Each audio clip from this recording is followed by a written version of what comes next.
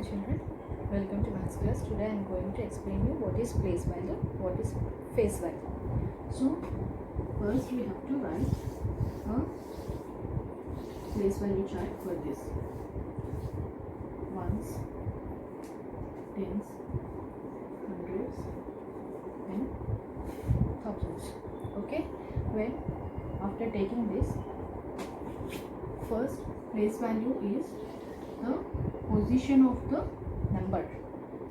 1000 can be written as 1000, 100 is 100, tens is 10 and ones is 1. For example, I am taking an example of number 2351. We have to write like this: 2, 3, 5 and 1.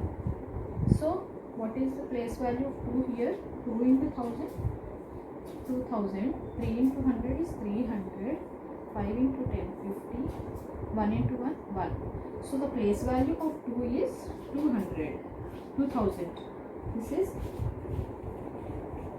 place value. So in 2351, the place value of 2 is 2000, place value of 3 is 300, place value of 5 is 50 and place value of 1 is 1. But what is the face value? Face value of 2 is 2, 3 is 3, 5 is 5, 1 is 1. So the face value is the value itself, the number itself. It doesn't depend upon the position of the number, but the place value always depends upon the position of the number. Let us take an example. Here the place value of 2 is 2000 and the face value of 2 is 2. So if I change this number from here to here, now I am interchanging 1 and 2. I am changing 1 here and 2 is 2.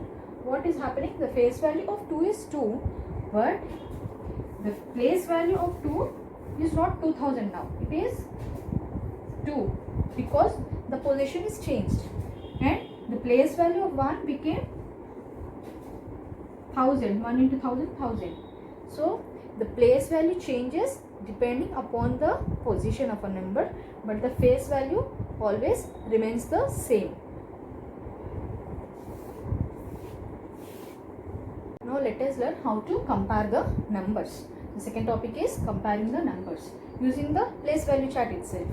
Example, I am taking number 691 and 587. We have to compare. I am asking which one is bigger. You can easily tell because it is 600, it is 500. You will tell that 691 is bigger. Okay, you will take it in the place value chart. Ones, tens, hundreds and thousands. Again write the numbers as it is: 691 and 587. We should always compare from the hundreds or from the thousands. So comparing with the 100, 6 is greater. So that's why 691 is greater than 587. This is simple.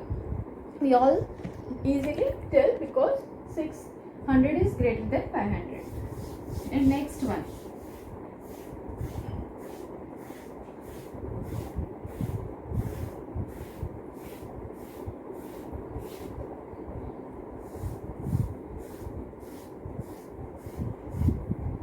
And next example.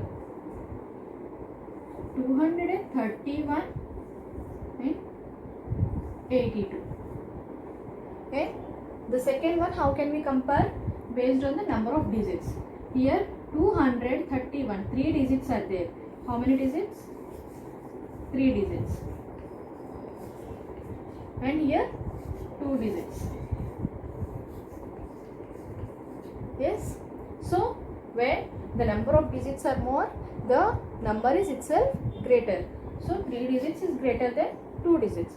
That's why, therefore, 231 is greater than 82.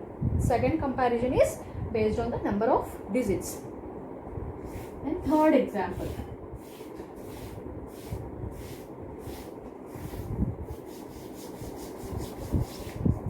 Third example, 691 and 681. Little bit confused. Now we have to take place value chart. Ones, tens, hundreds and thousands. Write the numbers as it is: 691, 681. Okay. So compare from hundreds. 6, 6, same. Thousand, tens place. 9, 8. 9 is bigger. So 691 is bigger than 681. We have to compare from the left side.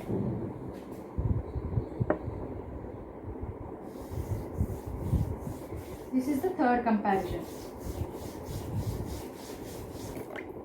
And next, successor and predecessor.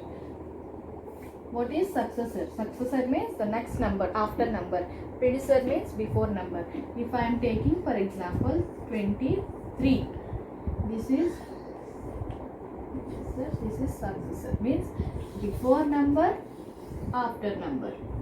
Before, after. Okay.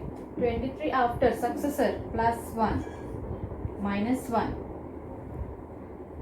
For writing a before number, you should always do minus 1 for the given number, and for the successor we have to always write a plus 1. So it is 24 and 22. Understood? And the same thing applies for the 3-digit numbers also. Let's see, 154. What is the successor here? Plus 1, 155. And minus 1 is the predecessor number, and what is the number?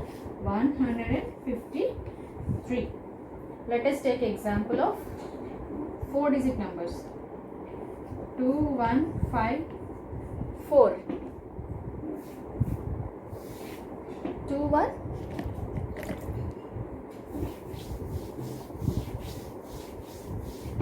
What is the number I am taking? 2134. 2134. What is the successor here? We have to do plus 1. What is the predecessor here? We have to do minus 1. So plus 1. 4 plus 1, 5. So 2135. And what is the before number? 2133. The same thing applies to the 5 digits, 6 digits and all.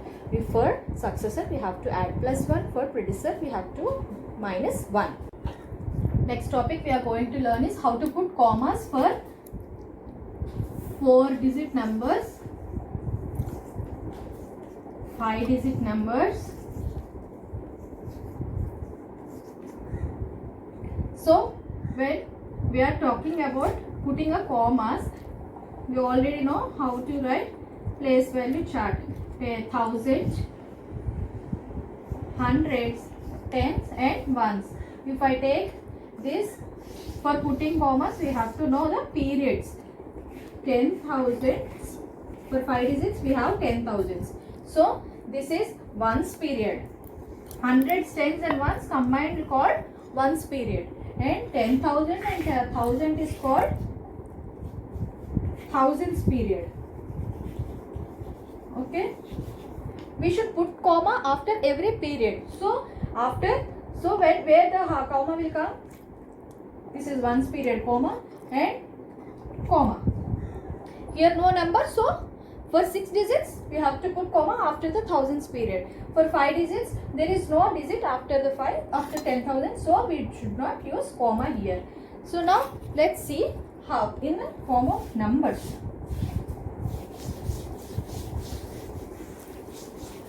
Let us take an example of a 4-digit number, 2531. Okay, this is ones, tens, hundreds. So ones, tens, hundreds is called ones period. So after ones period we have to put comma. So 2,531. For 4-digit numbers we have to put comma like this.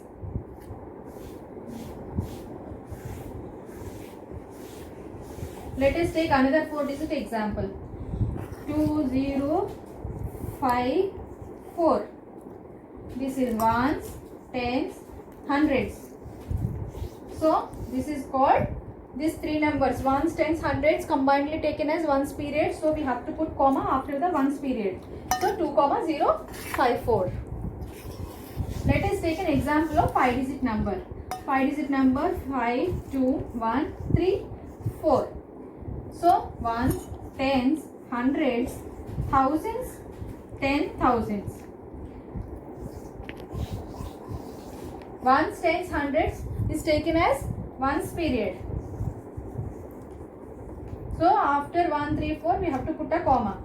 Thousands and 10,000s is taken as thousands period. This is thousands period. After this we have to put a comma, but here no number, so we should not put comma here.